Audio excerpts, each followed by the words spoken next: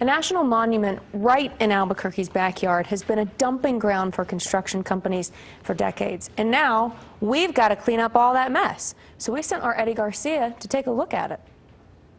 Twisted metal, concrete rubble, even garden hoses. This is not the scene of some disaster. It's the Petroglyphs National Monument near Paseo and Unser. Well, the neighbors out here got sick of all this junk and asked Councilor Dan Lewis to do something about it.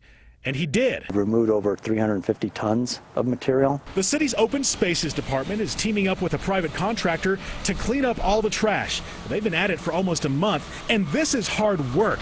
They've been using tractors for the big stuff. Primarily construction type material, broken curbs and so forth. And everything else they're cleaning by hand to protect the fragile petroglyphs. So you might be asking yourself, who's responsible for dumping all this junk inside of a national monument?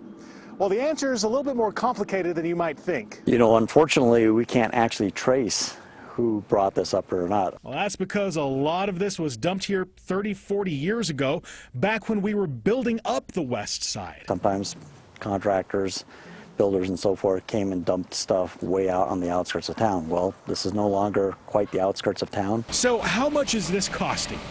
$80,000. It came out of Councilor Lewis's set-aside fund. Perhaps a small price to pay to restore a national treasure.